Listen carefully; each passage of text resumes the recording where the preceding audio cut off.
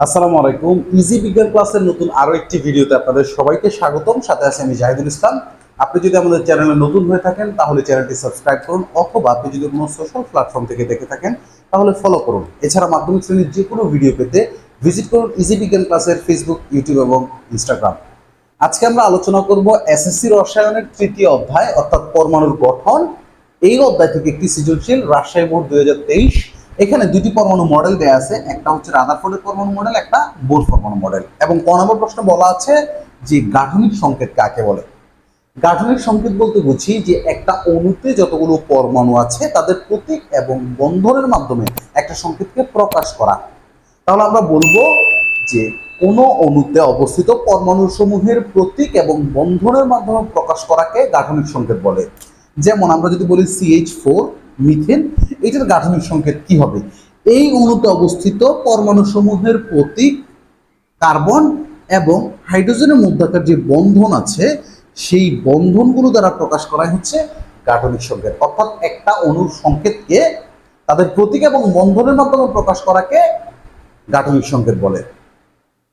Next question হচ্ছে ম্যাগনেসিয়ামকে মৃৎক্ষার ধাতু বলা হয় কেন? মৃৎক্ষার বলতে আমরা বুঝি যে সকল ধাতু মাটিতে পাওয়া যায়। পর্যায় সারণীর দ্বিতীয় গ্রুপে অর্থাৎ 2 নম্বর গ্রুপে যে সকল মৌল রয়েছে যেমন beryllium, magnesium, calcium, strontium, barium এবং রেডিয়াম, এই 6টা মৌলিক পদার্থ মাটিতে পাওয়া যায়, বা এই মৌলিক পদার্থগুলো ভূত্বকের বিভিন্ন অঞ্চলে মাটির সাথে মিশ্রিত বিভিন্ন যৌগ রূপে পাওয়া যায়। এই জন্য এই যৌগগুলো বা এই যৌগগুলোর যে মূল উপাদান সেই ধাতুগুলোকে মৃৎক্ষার ধাতু বলা হয়। যেমন ম্যাগনেসিয়াম ভূত্বকের বিভিন্ন স্থানে ম্যাগনেসিয়াম অক্সাইড রূপে পাওয়া যায়। তাহলে এই যে দ্বিতীয় গ্রুপ অর্থাৎ পর্যায় সারণীর 2 নম্বর গ্রুপে যে 6টি মৌল রয়েছে beryllium, magnesium, calcium, strontium, barium এবং রেডিয়াম, এই 6টি মৌলকে মৃৎক্ষার ধাতু বলা হয়। কারণ এই সকল মৌলগুলোকে ভূত্বকের বিভিন্ন স্থানে বিভিন্ন অক্সাইড রূপে অর্থাৎ মাটিতে মিশ্রিত অবস্থায় এদেরকে পাওয়া যায়। এই জন্য দ্বিতীয় গ্রুপের সকল মৌলকে মৃৎক্ষার ধাতু বলা হয়। একইভাবে ম্যাগনেসিয়াম যেহেতু পর্যায় সারণীর 2 নম্বর গ্রুপে অবস্থিত, এই জন্য ম্যাগনেসিয়ামকে আমরা মৃৎক্ষার ধাতু বলবো। এরপরে বলা আছে যে বি মডেলের অর্থাৎ এই মডেলটার সর্বশেষ শক্তি স্তরে ঘূর্ণায়মান ইলেকট্রনের কৌণিক ভরবেগ নির্ণয় করো। এখানে বি মডেলটার আমরা দেখলাম যে তার শক্তি স্তর কয়টা? 1টা, 2টা, 3টা, অর্থাৎ এই মডেলের 3টা শক্তি স্তর রয়েছে। সর্বশেষ শক্তি স্তর বলতে বোঝায় তৃতীয় শক্তি স্তরের যে ইলেকট্রন রয়েছে তার কৌণিক ভরবেগ নির্ণয় করতে হবে। তাহলে আমরা যদি বলি যে এখানে দেওয়া আছে প্রশ্নের মধ্যে ফ্লাঙ্কের ধ্রুবক H এর মান দেয়া আছে,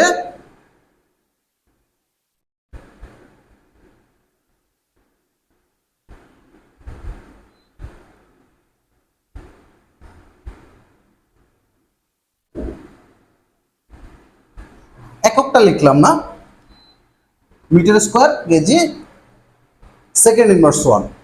এখানে প্লাঙ্কের ধ্রুবকের মান দেয়া আছে, যেহেতু তৃতীয় শক্তি স্তরের ইলেকট্রনটা, তার মানে এখানে যে শক্তি স্তরের নাম্বার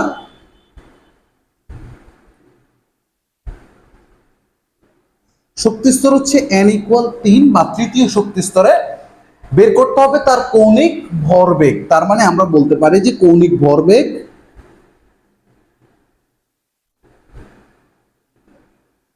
mvr = what? অর্থাৎ এখানে কৌণিক ভরবেগ mvr এর মানটা বের করতে হবে। আমরা জানি কৌণিক ভরবেগ mvr = nh/2π।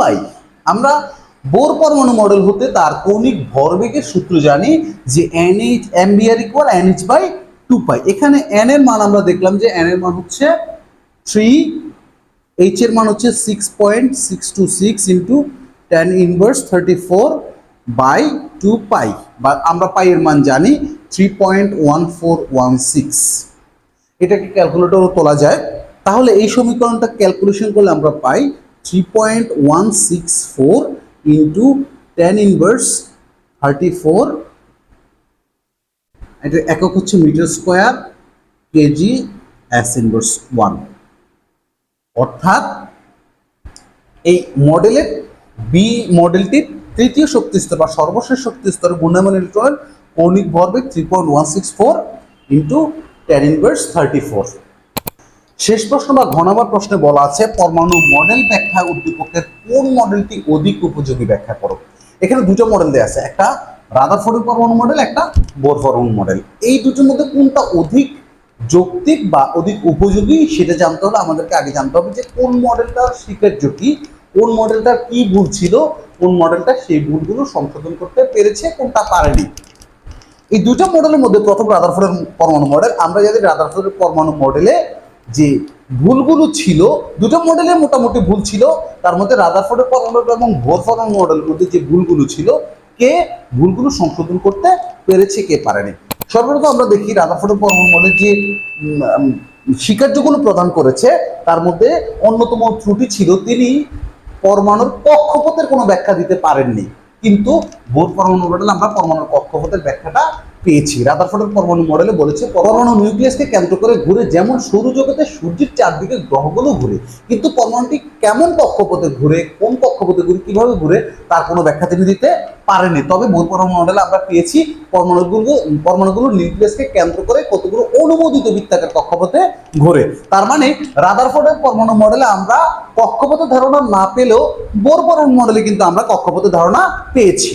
সেকেন্ড, যেটা রাদারফোর্ডের পরমাণু মডেলটাকে সৌরজগতের সাথে তুলনা করেছে যে সূর্যের চারদিকে যেমন গ্রহগুলো ঘুরে, নিউক্লিয়াসের চারদিকে তেমন ইলেকট্রনগুলো ঘুরে, কিন্তু সূর্যের চারদিকে গ্রহগুলো যে ঘুরে সেটি কোনো চার্জযুক্ত কণা না, কিন্তু নিউক্লিয়াস একটি নেগেটিভ চার্জযুক্ত কণা, এবং নেগেটিভ চার্জযুক্ত কণার সাথে গ্রহের তুলনা করাটা উচিত হয়নি। আবার এক শক্তি স্তর থেকে অন্য শক্তি স্তরে ইলেকট্রন ট্রান্সফার হইলে বা এক শক্তি স্তর থেকে অন্য শক্তি স্তরে ইলেকট্রন গমন করলে তখন শক্তির কেমন বিকিরণ ঘটে অথবা শক্তির কেমন শোষণ ঘটে, শক্তির শোষণ বর্ণালী বা বিকিরণ বর্ণালীটা কেমন হয় তার কোনো ব্যাখ্যা রাদারফোর্ডের পরমাণু মডেল থেকে আমরা পাইনি। কিন্তু বোর পরমাণু মডেলে এক শক্তি স্তর থেকে অন্য শক্তি স্তরে যখন ইলেকট্রন যায় তিনি বলেছেন যে পরমাণুর ইলেকট্রন যখন নির্দিষ্ট পরিমাণ শক্তি শোষণ করে তখন লাফ দিয়ে উপর স্তরে গমন করে, যখন নির্দিষ্ট পরিমাণ শক্তি বিকিরণ করে তখন লাফ দিয়ে নিচের স্তরে গমন করে। অর্থাৎ আমরা বোর পরমাণু মডেল থেকে বর্ণালীর ব্যাখ্যাটা প্রপারলি পেয়ে যাই, যেটা রাদারফোর্ডের পরমাণু মডেল থেকে আমরা পাইনি। আবার সৌরজগতের সাথে যে রাদারফোর্ড তার মডেলকে তুলনা করেছে ম্যাক্সওয়েলের তত্ত্ব অনুযায়ী আমরা কিন্তু সেটা ভুল প্রমাণিত হয়েছে বা ভুল প্রমাণিত হতে দেখেছি। কারণ ম্যাক্সওয়েলের তত্ত্ব অনুযায়ী কোনো ইলেকট্রন যখন বৃত্তাকার কক্ষপথে ঘুরে বা কোনো চার্জযুক্ত কণা যখন বৃত্তাকার কক্ষপথে ঘুরে তখন সেটা ক্রমাগত শক্তি হারাতে থাকে এবং হারাতে হারাতে একসময় সে কেন্দ্রে পতিত হতে পারে, যেটা বাস্তবে কখনো ঘটেনি। তাহলে আমরা ওভারঅল 3টা পয়েন্টে ব্যাখ্যা করতে পারি যে রাদারফোর্ডের পরমাণু মডেল থেকে আমরা কোনো প্রকার শক্তি স্তরের আকার আকৃতি বা কক্ষপথের আকার আকৃতির ধারণা পাইনি, কিন্তু বোর পরমাণু মডেল থেকে সেই আকার আকৃতির ধারণাটা পেয়েছি।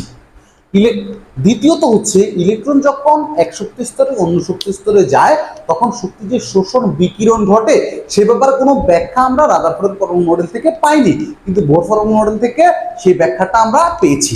থার্ড যেটা, সেটা হচ্ছে রাদারফোর্ডের পরমাণু মডেল পরমাণুর ইলেকট্রনগুলো স্থানান্তরের ফলে যে পারমাণবিক বর্ণালী সৃষ্টি হয় সেই বর্ণালী কোনো ব্যাখ্যা দিতে পারেনি, কিন্তু বোর পরমাণু মডেল অনুযায়ী আমরা একটা পারমাণবিক বর্ণালীর ব্যাখ্যা পেয়েছি। তার মানে এই দুইটা মডেলের মধ্যে যে পরমাণুর মডেল ব্যাখ্যায় এই দুইটা মডেলের মধ্যে বি মডেলটি অর্থাৎ বোর পরমাণু মডেলটি অধিক যৌক্তিক রাদারফোর্ডের পরমাণু মডেলের তুলনায়।